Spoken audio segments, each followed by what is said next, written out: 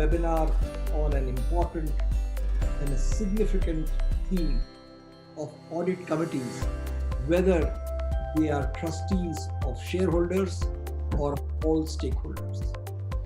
The Center for Corporate Governance and Citizenship at IIM Bangalore is a center of excellence which promotes education, research, outreach in terms of policy making in corporate governance and citizenship.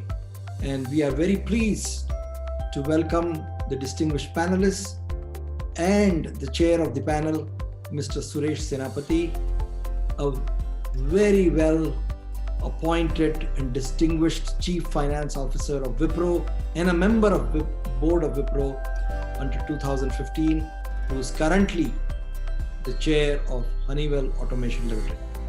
May I now request Mr. Suresh Senapati to introduce the distinguished panelists. Thank you, Professor, for such kind and generous words. I think and also giving this opportunity to anchor this event with such extraordinary panelists. Let me briefly introduce the panelists before I can raise some questions. First, we have Mr. Viswanathan, has been a careerist in Central Bank till early 2020 when he retired as pre-retired as the Deputy Governor of RBI. His area of expertise have always been regulation and supervision of banks, NBFCs, cooperative banks. He has represented RBI in multiple international forums and has been committees and task force members on varieties of important looking at formulation of various policies, and a person with is very forthright and very open mind. Subsequently, we have now Mr. Mahalingam, is the current whole-time director of SEBI, and he looks after market regulations, commodity derivatives, foreign portfolio investors, investigation department, and the Office of Investor Assistance and Education.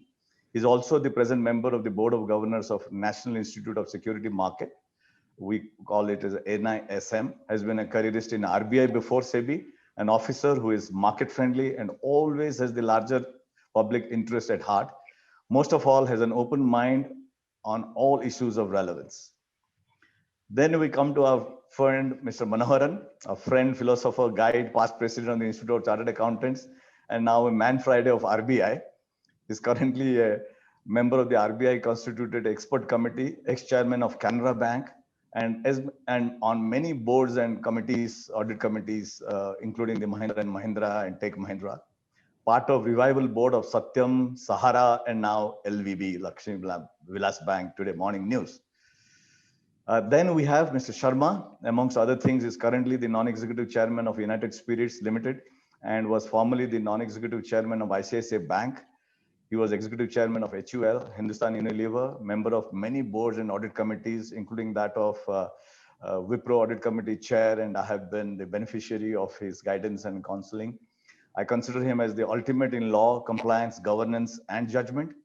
For the benefit of panelists, audience consists of the current and aspiring directors, executives, academia, investors, students of corporate governance. While we discuss this very interesting topic, we need to be mindful of this audience because they are already directors or they're aspiring to be directors. And there is always this confusion, should I not? Is that a right career choice or not? So with this, let me set the context before I talk about the first question.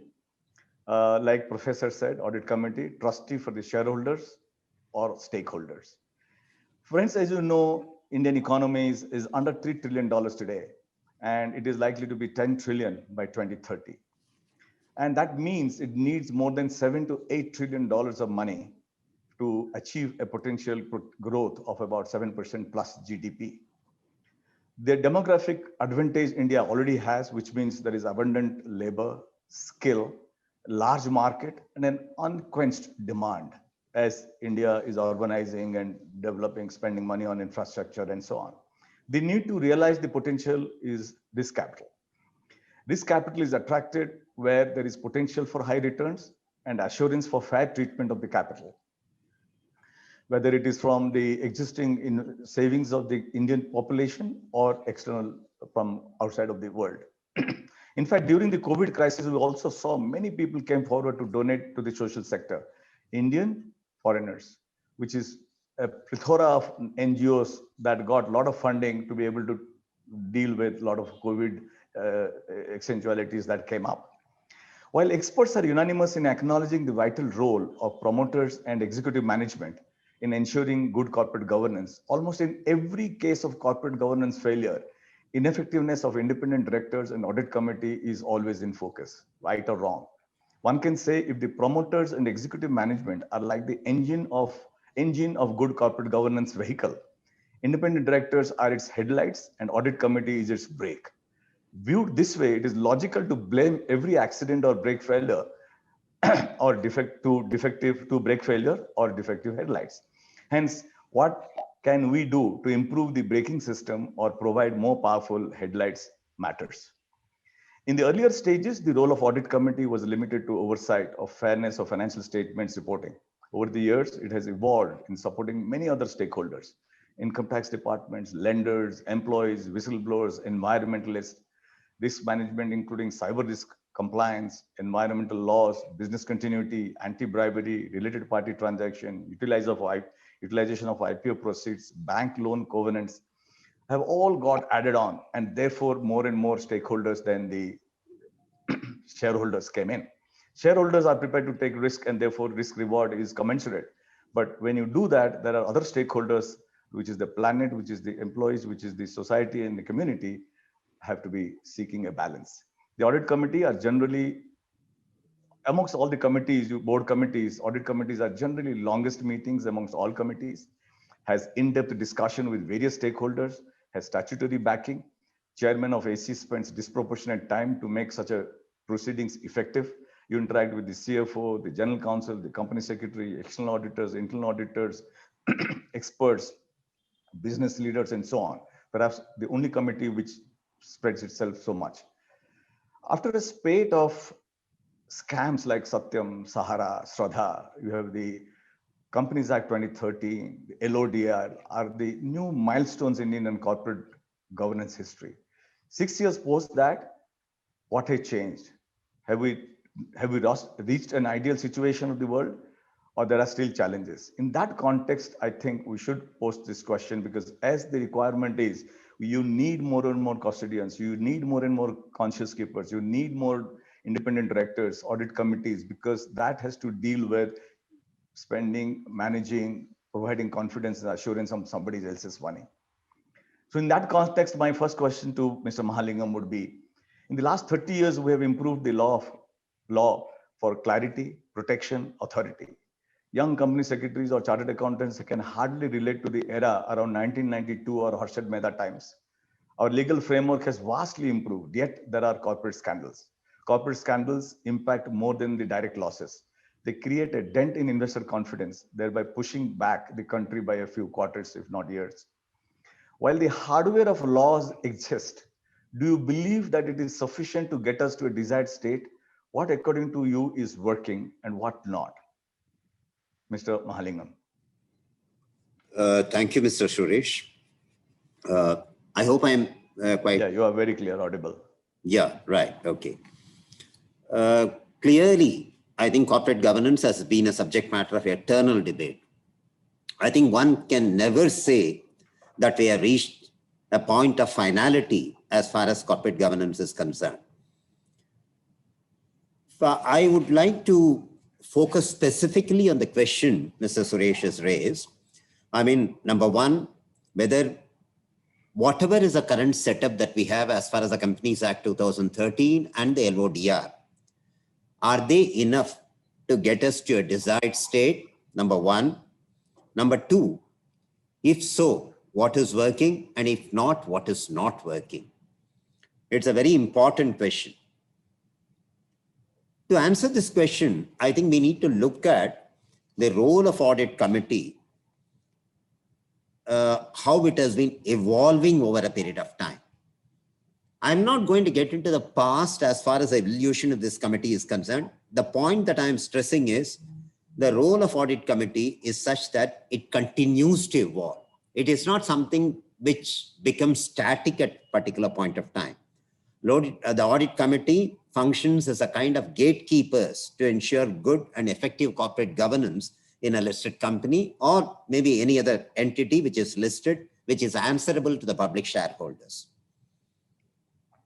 We have been seeing of late, as Mr. Suresh mentioned and Professor Raghunath also mentioned, several incidents of misgovernance in the recent past, which inflict severe injury to the common investors' interests. Now, these incidents of misgovernance, I would put it as the trigger points for regulatory rethink or a system reform as far as the corporate governance mechanism is concerned. So my part answer to the first question is that I don't think it is something where we have reached the desired state. As long as these incidences happen, as long as these incidents point to a loophole in the system, it will definitely trigger a regulatory rethink. It will trigger a system reform, and hence the desired state is something which looks a little further away from us where we are sitting, which means there is a constant travel towards the desired state, but the desired state is yet to be achieved. You can ask the question, what is the desired state? Now, I would put it in simple colloquial language. Desired state is where everything is functioning absolutely normally. There is no problem at all. So we ask the next question, can we assert that there is no scope for misgovernance at all? Now, this is a question where clearly again, we can't give a categorical answer that we have reached a state from where in the state in which there is no misgovernance at all. This is because I think to get into a philosophical mold here, the capacity of the human mind is absolutely infinite. It doesn't stop anywhere at all. It has an infinite capacity to make as well as mar. Now, when I talk about mar here, obviously, there are ways and ways of circumventing the existing legal mechanism, existing legal system. So there is a continuous scope for improvement in the system, depending upon the incidents which actually get unraveled. Now, to answer the last part of the question, I mean, what is working or what is not? Now, broadly, I can say that the kinds of checks and balances that the regulators are put in place. By regulators, again, I am not meaning just SEBI. I'm meaning it's an entire regulatory ecosystem in India. It consists of the Ministry of Corporate Affairs, the Government of India, the Reserve Bank of India, the SEBI, and the company's own governance mechanism put together. I think a host of checks and controls have been put in place. Broadly, these checks and controls are working. Now, when I say broadly, I'm immediately paraphrasing. I'm going to paraphrase what is not working. Now, if you ask me the two important things which are not working or where there is a need for further reforms in this area, one, I would straight away point out the independent directors. Now, we all take the independent directors to be absolutely independent, which means they uphold independence irrespective of whatever is the environment around. But unfortunately, in the present environment in which we are living, we see a lot of dependent independent directors. Now I'm using another adjective, dependent, which means basically the independent directors does not stand on his own legs. He is dependent on somebody else. Now, how do we ensure independence of this? How do we arrest their leanings towards the management? How do we ensure that a true independence, I mean, speaking out for the public shareholders? Clearly, it's going to be a vexed question. It's going to be very difficult. Of course, we'll elaborate it as we go along. But what is the most important trade-off involved here is an independent director, I think, he constantly is going to debate in his mind whether he is coming in the way of company's smooth functioning, or is it that he is raising questions which are going to be uncomfortable which is going to actually stop the company in its tracks. Now, this is a kind of a trade-off that is continuously debating. This is one thing that I would say is a system, is an institution which needs further and further improvement. The second thing which is not working is a related party transaction. Now, related party transaction, I think SEBI has been trying to define sharper and in a sharper way, but I don't think they have reached an endpoint so far. I think we still continue to find several cases where the shareholders' interests are compromised at the altar of related party transactions. And this is something which we need to again elaborate a little further. But for the time being, I will stop identifying these two areas which are not working perfectly, which need further improvement: independent directors and related party transactions. Thank you. Great. Thank you, Mr. Mahalingam. Mr. Sharma, just to pick on that, you saw the regulator, his expectations, you saw, he says the laws are there to be protecting the independent directors and so on. So how, got your breadth and depth of experience, how do you see the independent directors and ACs, while they have much more clearer roles and protection under the Companies Act 2013, yet scandals and lack of governance continues to be there in various sizes and shapes, and early detections are not happening. You have been on many boards. So what do you think are the handicaps for independent directors on audit committees to be more effective? Well, I think as Mr. Mahalingam rightly said, independence is a state of mind. And if the people are truly independent, I think they would look at it from the perspective of all the stakeholders and what is good for the corporate as a whole, rather than for a subset of it, be they promoters, be they third-party shareholders. In fact, I hold the view that the independent directors have as much responsibility to all stakeholders and not just the minority shareholders, which is a view that many people hold, that they are primarily there to guide or protect the interest of minority shareholders. I think the role of a director is to be responsible for all stakeholders and look at the well-being of them. Talking about the protection that you talked about under the 2013 Act, I think it is incomplete. It provides protection only against the Companies Act violations, and that too subject to the norms that have been prescribed. They're a very welcome development. I'm not critical of that.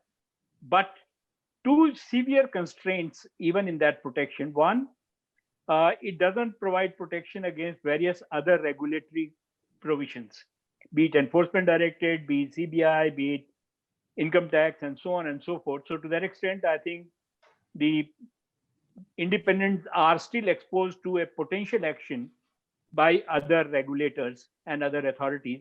They have a protection under the Companies Act. Second, they have no protection whatsoever given the federal structure of the country and the Constitution of India against the state laws. Now, many companies, be it in mining area, be it in the alcohol area, are subject to regulation by the state governments. And the state laws very clearly are totally independent of any provision of the Companies Act. And to that extent, I think the protection available is modest and they can still be hauled up. My submission would be that I think instead of moving on to deal with the lowest common denominator of a bad egg in the corporate India, we need to really have a more balanced approach. Bad eggs would be there in every society. They are there in India as well. They need to be dealt with and penalized by regulators by appropriate penal criminal action. But in the process, setting up tougher and more onerous conditions, I think the ease of doing business is another aspect of harder regulations. I think we need to balance the two. If we really want to have ease of doing business, then we need to make sure that would that be good enough for 95% of corporate India? And we will deal with the 5% defaulters and bad eggs in a manner of speaking through other means rather than merely through regulations, be it criminal prosecutions, be it taking action against them, be it debarring them. But putting more and more onerous conditions is something which I think is a fact which would go against the ease of doing business. As it is, I think most international organizations complain about the complexity of the Indian system. Third, I think what we need to bear in mind is somehow or the other, we are making our regulations in this area more, I would say, rule-based rather than principle-based. Absolutely. I think as we evolve towards greater corporate governance, we need to really get into a model where what we are talking about is something which is the spirit of law and compliance with that, rather than merely with technicalities of law and ticking the boxes. And that's something which I think needs to evolve. And I would say the independent directors and the audit committees need to actually take a position and say that it is not good enough for us that you are ticking the box. We want to really make sure that you are compliant with the spirit of the law with which this rule or regulation has been framed.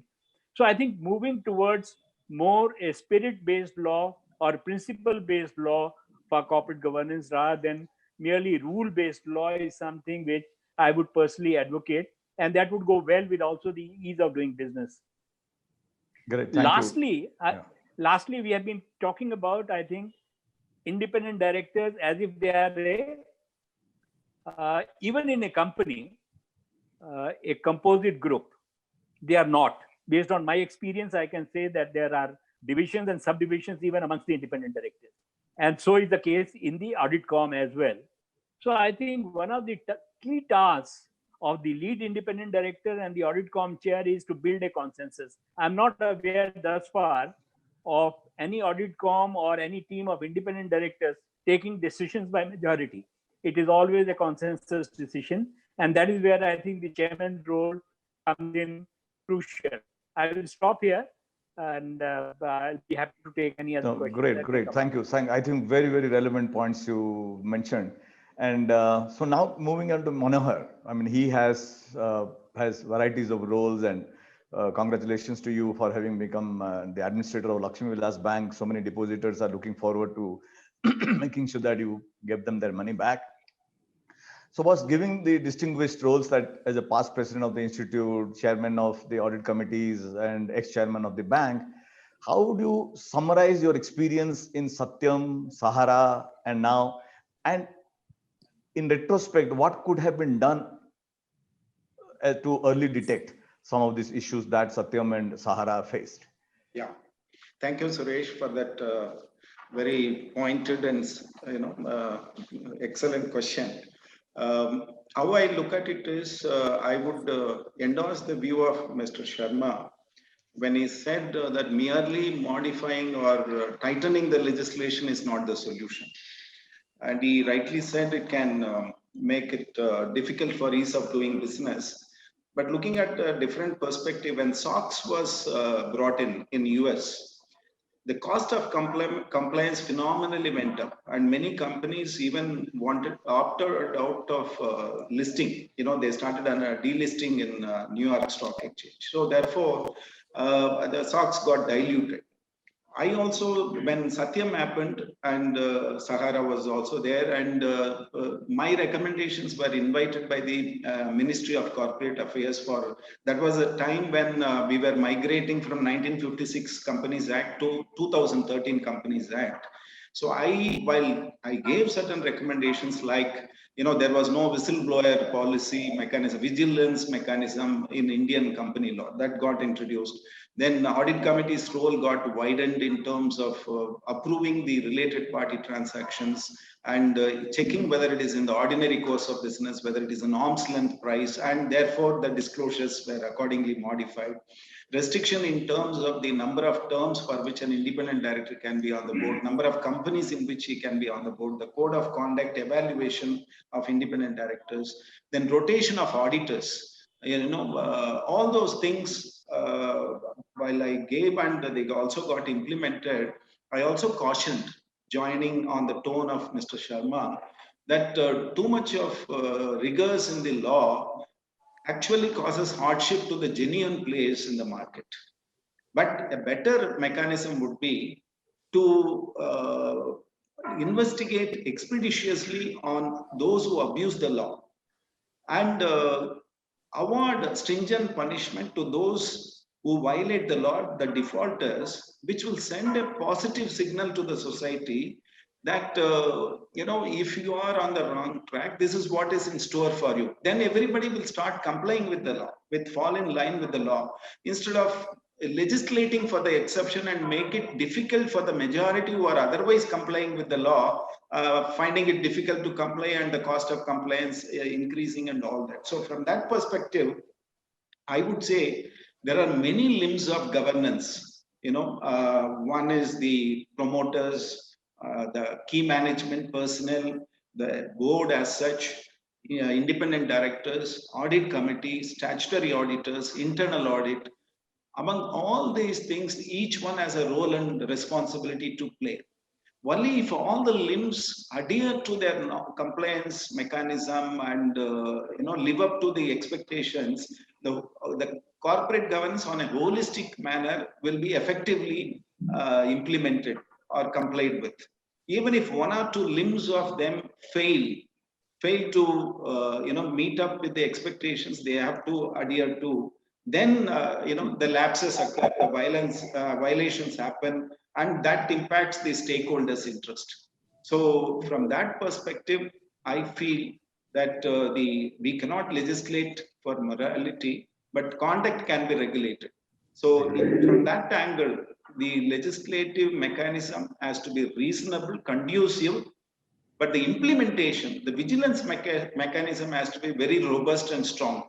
So that is what I would suggest as the learning from all these experiences. Superb. I think good point and insights you gave, Manoharan. Now, moving on to Mr. Viswanathan. Sir, your expertise, banking industry, as you know, has witnessed spite of governance failures. RBI supervisory, audit committee consisting of IDs, external auditors, internal auditors, risk management committees are all the pillars of oversight for smooth running of the bank or NBFC, and in some form protecting the stakeholders' value, whether it is a depositor, shareholder, and so on. Often or rather always it is seen that the loan provisioning doesn't keep pace with the actual write-offs of non-performing portfolio, apart from the fact that in most cases, financing institutions are in the middle of any corporate scam, be it the Vijay Mallya, Nirav Modi, ILFS, Diwan Housing, Yes Bank, and so on. And interlinked transaction with all kinds of conflict of interest remain hidden.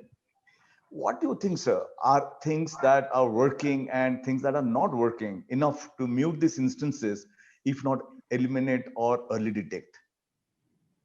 Thank you, Mr. Suresh, and very happy to be part of this illustrious panel. I think before I get to answer the questions that you specifically asked, and good ones at that, I want to make a comment on the larger theme itself, which is that my view is that the shareholders' value is actually a function of how well the overall stakeholders' value is taken care of. To just give a kind of example, if the customer service, if the product quality is not assured, there isn't revenue. Okay, if the creditors are not paid, you don't get inputs. And when the creditor is a bank, if that is not paid in time, you don't get working capital. If you don't pay the employees in time, they don't work. And if you don't pay the taxes and comply with the government rules, the government comes against you. So I think for me, if you ask me, except where it is malfeasance, okay, where the promoters want to aggrandize themselves through malfeasance, taking care of the external stakeholders will eventually also take care of the shareholders.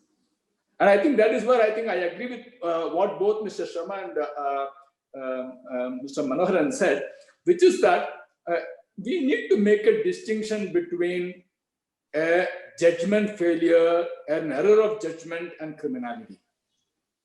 Okay, and very many times the two are, there's no line between the two. So I keep telling in many contexts that even in US, an Enron happened. In US, the Madoff happened. But look at what they did. within 2 years, all the major guys of Enron were behind the bar. So was Madoff. He has been given a life term. Okay, so what I'm saying is, I think the important point which we must make a distinction in dealing with malfeasance is make a proper distinction between error of judgment and real malfeasance or fraud. Now, let me come to the specific question that you have asked. See, there are regulatory prescriptions on provisioning for bad assets. The principle that we have today is that from the date of an account turning NPA, okay, within about 4 years' time, the asset is fully provided for, including for the security. Even if there is security, it has been ignored. And in 4 years, if it has not been recovered, the entire outstanding has to be provided for. Only it's graduated because currently it is 15% on NPA, that is within 90 days. And then it's another 10%, is 25% the 1 year, 40% for 2 years, and then in the last year, it is 100%. So there is a provision which is the regulatory minimum. Nothing bars the board or the audit committee from making a higher provision if they believe that the recoveries are likely to be less. The second part is that I think recognizing this fact that the provisioning is a graded one, unlike in many other countries, the net NPA is a very important regulatory instrument in India. So whether it is for PCA or anything, we look at the net NPA because it is possible that you have only provided 15%, the account is just substandard, which means 85% of the account is not provided for. So the difference between the value of the outstanding and the provision made is the net NPA. So net NPA has become a very important ingredient of regulatory control, regulatory actions, because it also, the regulations recognize that there is a possible difference between the minimum regulatory provision requirement and what has to be provided for. The second part is prior to the February 12 famous or infamous, or we call it February 12 circular, which got replaced with the June 7, 2019 circular, there was some kind of ambiguity, or what do you say, benefit of doubt. I would put it that way. Ambiguity is a little strong. Benefit of doubt provisions in recognizing NPAs. So very many times, in all the cases, the benefit of doubt was taken by the banks in their favor in terms of providing less or not recognizing what is an NPA. Third, I think, is that at least in 2016 onwards, RBI took a very tough stance on what you call as divergence, whether it is with regard to asset classification or with regard to provisioning, both in terms of declaration of the difference between what was identified by RBI and what was declared by the bank in the financial statements first, and number two, in terms of enforcement actions, which have been taken against the bank. So I think there are very many factors together that are resulting in this. Now, one of the possible ways out of this could be that you get into INDAS and then you ask the banks to get into the ECL. Okay, but look, as they say, nothing is a unmixed blessing.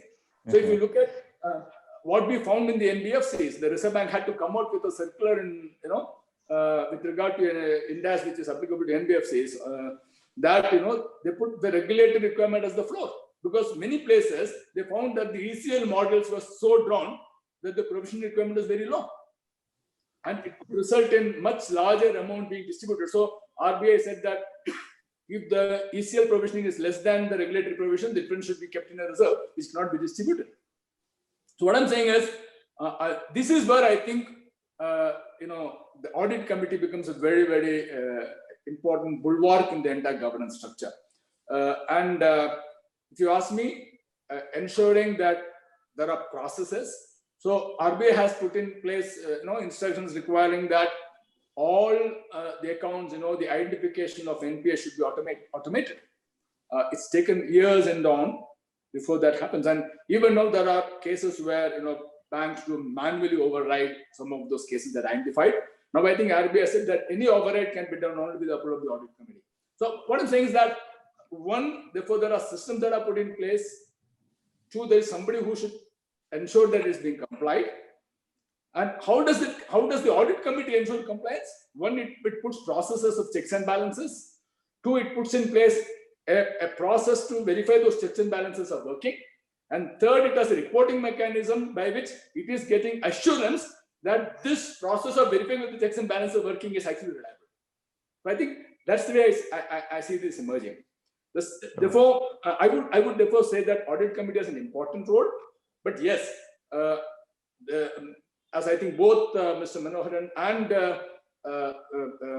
Sharma. to an extent, even Mahalingam possibly seconded that, is that we need to differentiate between malfeasance and error of judgment.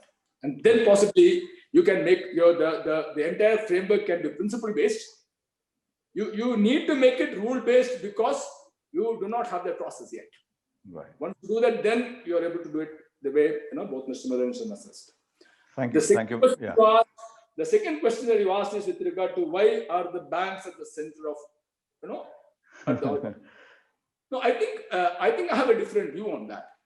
See, if there is a fraud, the person who is going to lose out is a creditor. Okay, it's likely that the employees are not paid, the supplier is not paid, the taxes are not paid, the PF contributions are not made, and then the most important creditor in the Indian context is the bank. So I think that the fundamental principle, the fundamental outcome of a fraud is that the money goes to people who should not have got it. And in the process, money doesn't go to people who should have got it.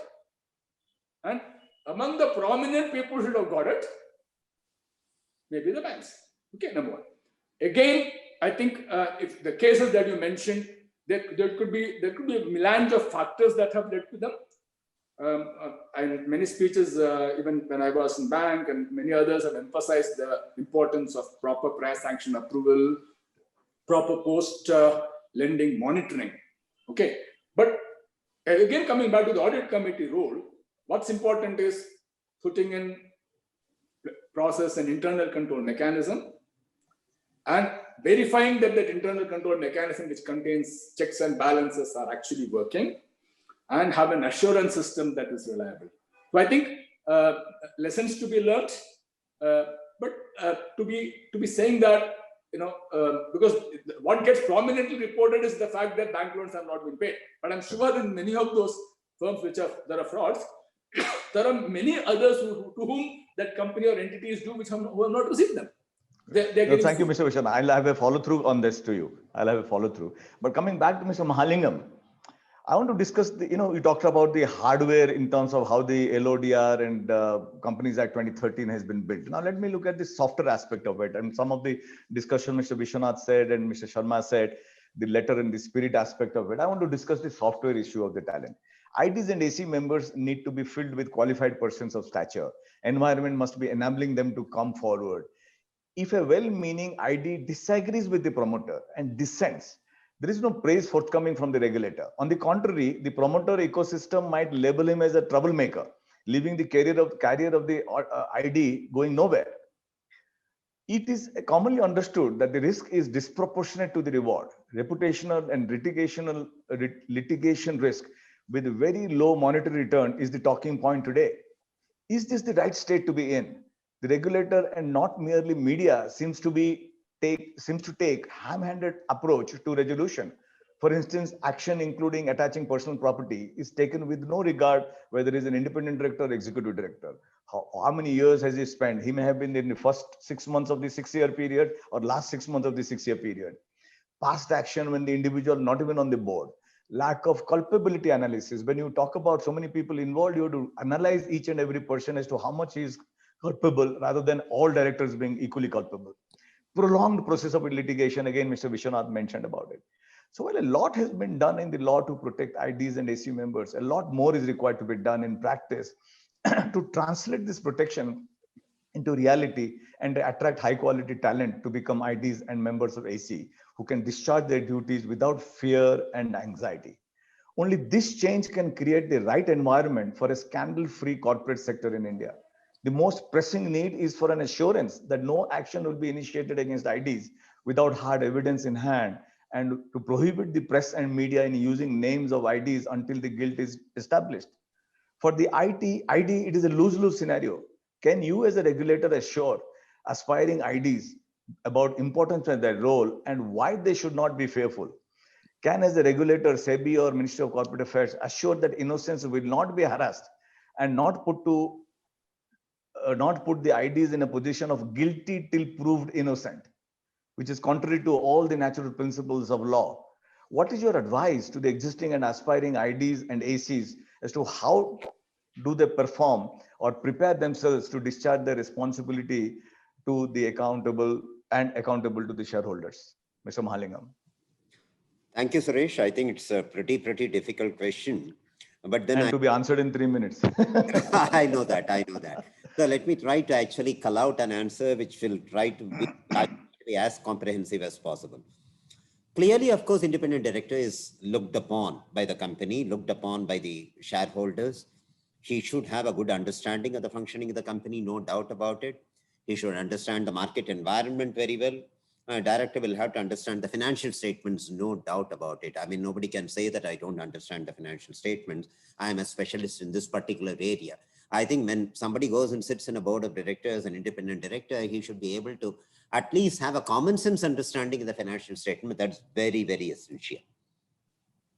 Now, you asked a very important question now that independent directors are eternally under the fear psychosis of being charged for any collective decision making. Now, I want to bring out the SEBI's thought process here, which has already been implemented, which can be seen in several orders that we have issued in the recent past. Whenever an independent director is going to be charged, clearly we want a solid evidence of that person having been involved either by an act of omission, act of commission, or an act of omission. This is something which we are looking forward to. Now, if an independent director is able to say that he has not been involved because of this, and he has some evidence to produce, SEBI has exonerated several independent directors. I can quote, I don't want to mention the names, but I have seen several independent directors who have been a banker, who have been in insurance, in the insurance industry. They come out and they sit on the boards of listed company and they say that, look, I have been brought in here by virtue of an expertise as a finance expert, and I have not been involved in this. Very clear evidence has been produced, and SEBI has been exonerating these people, no problems at all. And exoneration comes at the second stage, but we are now actually seeing at the first stage when we actually frame charges against directors, whether solid evidence we are able to get or not. Depending upon that, only the charge is framed. So I can tell with some sense of assurance here, it's not that the regulator wants to charge or frame all the people on the board. Clearly, there are identified responsibilities. There are identified areas of commissions and omissions which are looked into. Now, I would say, as an independent director, one simple advice is that I think, number one, never stop raising questions on the board. I don't think you should ever feel embarrassed to raise questions. You raise questions because you are raising questions on behalf of the shareholders. Now, maintain records of all these meetings. I don't know how many of us maintain the records of these meetings as independent directors. Maintain the records, maintain the correspondence that you had, entered into with the company, entered into with the management, expressing your points of view. Now, pay very careful attention to the minutes which have been drafted. Now, there are many directors who just routinely sign the minutes. Now, I know that there are very important issues on which, companies with motives, management with motives, they deliberately tweak the minutes. I think a very good independent director would like to go through those minutes and he would like to actually suggest changes in those minutes. And if the company is not amenable to those changes, I think you have to express your reservations there. Now, these are certain basic record making, which is going to really protect you later to say that I was not with the management in this particular decision making, which has gone against the shareholders. Now, this is something which is very simple, very important, and which is necessary for you to remember. Now, there is another point that I want to mention here, is that I think many people echoed that. Do the independent directors function for the shareholders or for the all the stakeholders? Clearly, as SEBI, I think we would say that the independent director is not standing in just for the shareholder, he is going to be for all the stakeholders. Now, the question here is, are you going to raise questions which are not really coming from the shareholders' perspective, but from the others' perspective? Yes, you need to raise those questions. Now, this is something akin to the ESG.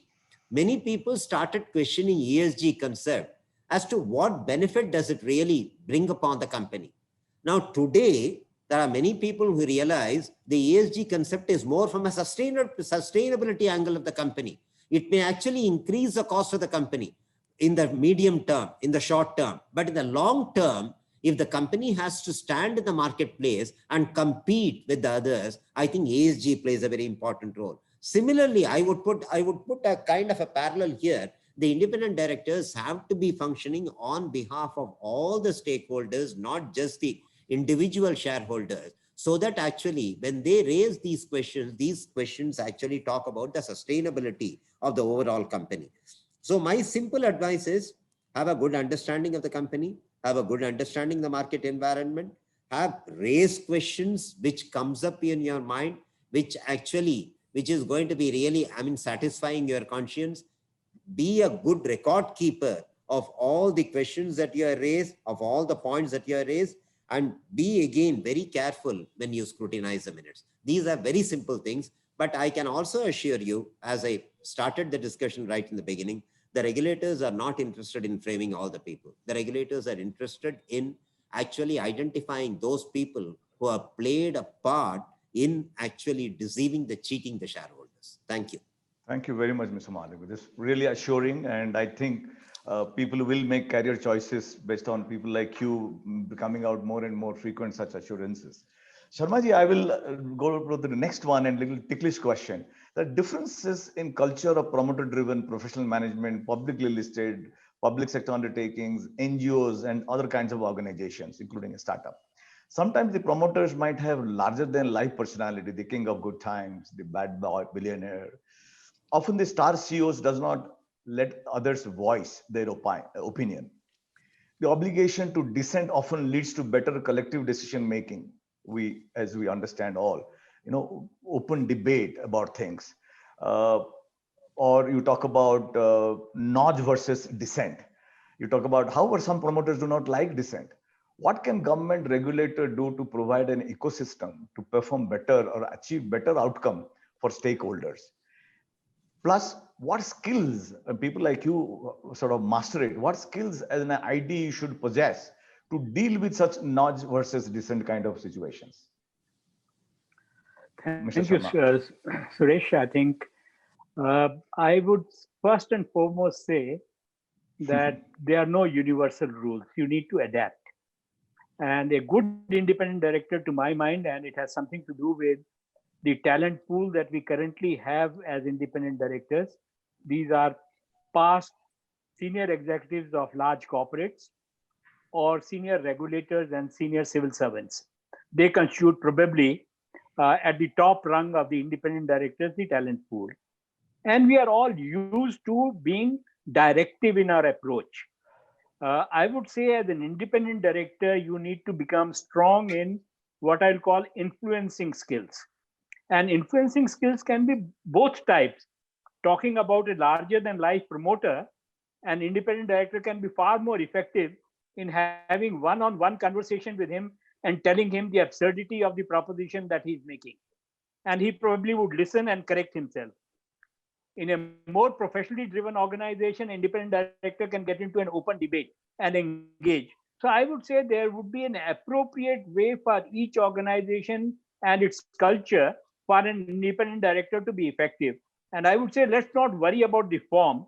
What we should look at is what would make us more effective as independent directors.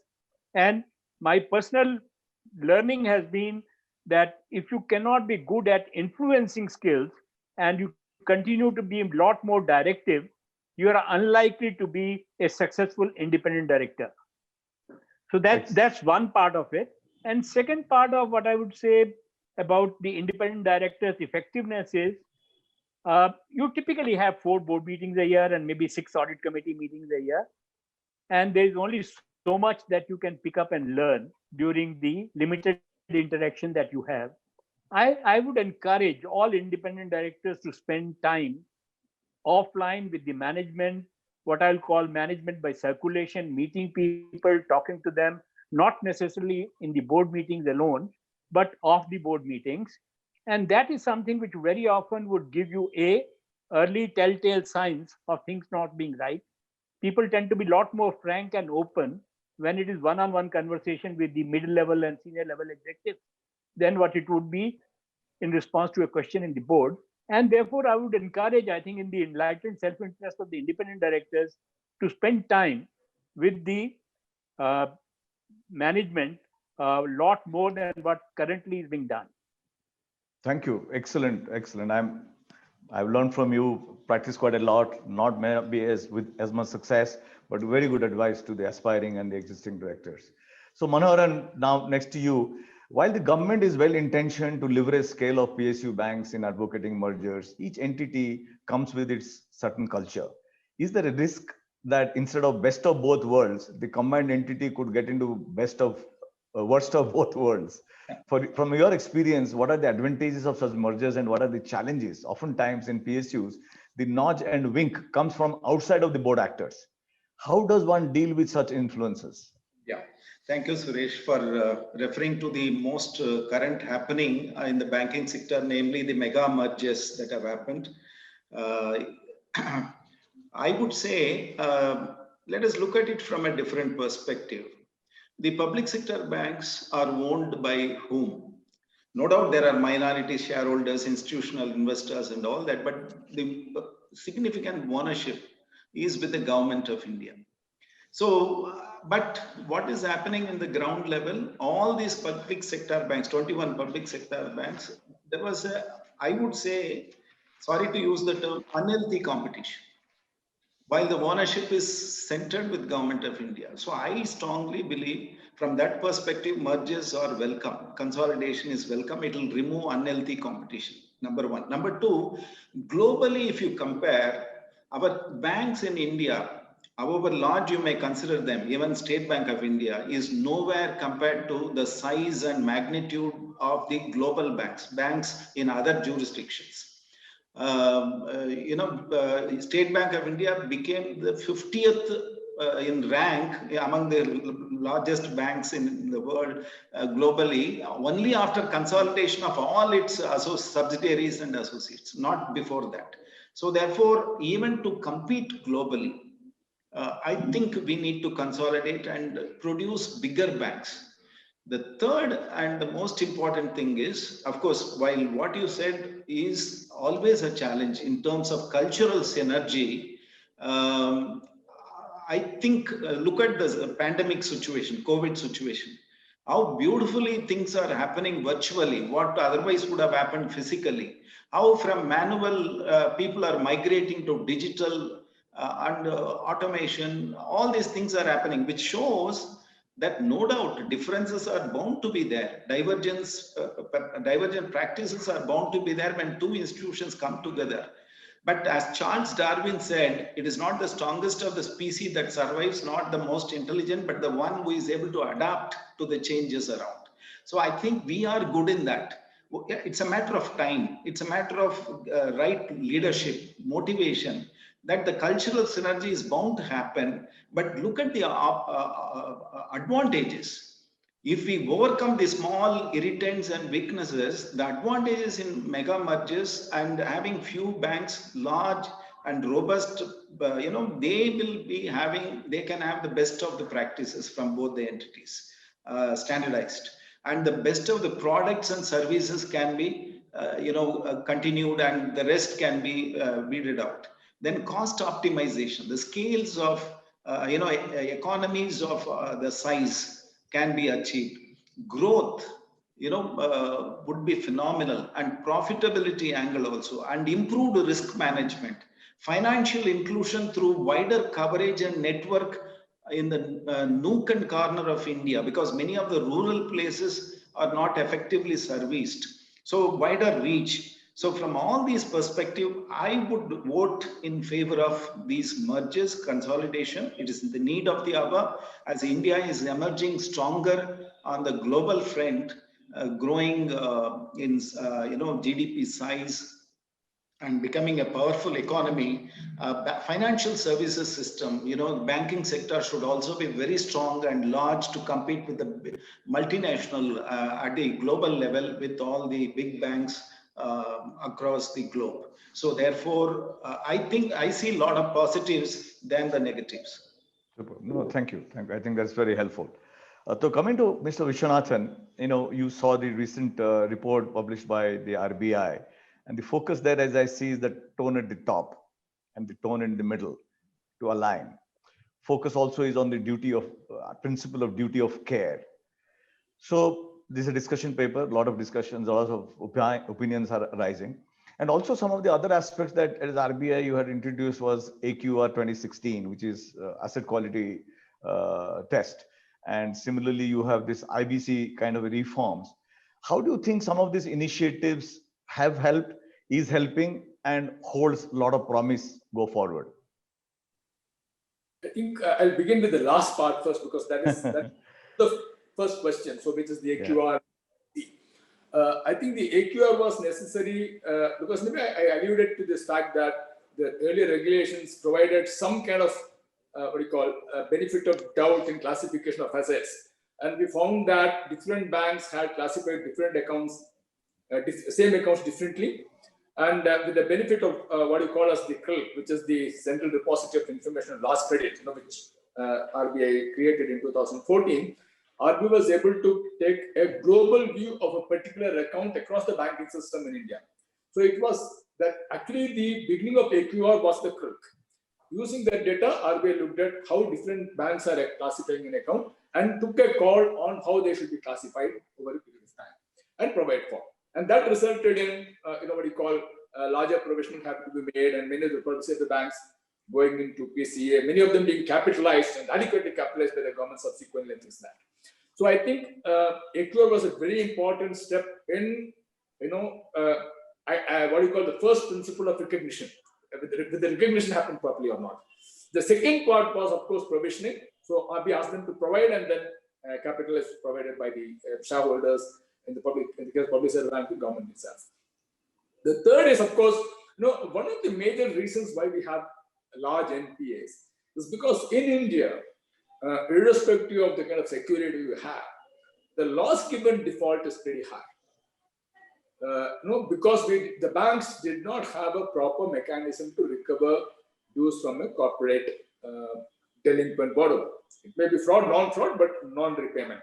So I think IBC provides an excellent framework for enabling commercial banks to recover dues from delinquent borrowers to begin with. And I think RBI, both through the February 12th circular and later, through the June 7th circular, used the IBC as an important tool for recognition, recovery, provisioning for accounts. So I think if you ask me what they have taken, I think one, in terms of recognition, the AQR did a great job. In terms of ensuring that the recognition goes on an ongoing basis and there aren't loopholes in the recognition process, the February 12th and the June 7th circular helped. And to ensure that once an account is recognized as NPA, the recovery process is helpful, the IBC comes in the picture. So I think this is how I would see each of these playing their role. Now, I'm answering the first question last, which is the discussion paper on governance. As I have mentioned in some of the other webinars, it's a discussion paper, therefore it's not even a draft regulation, which means RBI has not made up its mind, but it's put through some of the thought process that it has, which, based on feedback, it will take a call. But the larger principle of the governance paper are, I think, three important, principles I think I can enunciate from that. One, as we said, tone from the top, I think the board is given a very major responsibility. There's an important role for the audit committee. And then if you ask me, various structures of governance have been specified, and the roles and responsibilities of each of those governance structures have also been identified in that note paper. Now, I also want to say many people have asked me this question: is it putting too much of responsibility on the directors? Will it threaten people from becoming, drive people away from becoming directors on board banks? There was an interesting Harvard law school paper which looked at governance frameworks in European banks post the crisis, and their study revealed that across the board, there is some 60 to 70% additional time that the independent or non-executive directors are required to spend on the bank than they were spending prior to that. So I think it's very important that the directors do play a very important role in the whole governance and ensuring the stakeholder safety. And in the case of even when I mentioned in my opening remarks about external stakeholders, in the case of a bank, the deposit is the most important stakeholder because the bank is a very, very leveraged entity, and the leverage comes from highly, uncollateralized deposits coming from ordinary public. And therefore, the responsibility of the audit committee or the governance structure in the bank to take care of the external stakeholder, the most important being the depositor, becomes that much important. And as such, I think the audit committee has a very critical role. And the stronger the audit committee is in terms of putting in place the proper structures, etc., in place, that's the way to go. So I think the governance paper is an excellent way forward. I'm sure there will be some tweaks here and there, but I think in terms of larger framework that RBI is trying to put in place, fully second it. Great. Thank you, Mr. Vishwanathan. We're running up on time. So first of all, thank you, IIM Bangalore, for hosting this. And I think it was an excellent event, excellent panelist. I wish we had got 30 to 40 minutes more. Nevertheless, I think we had the regulator, practitioners from the both banking, non-banking side.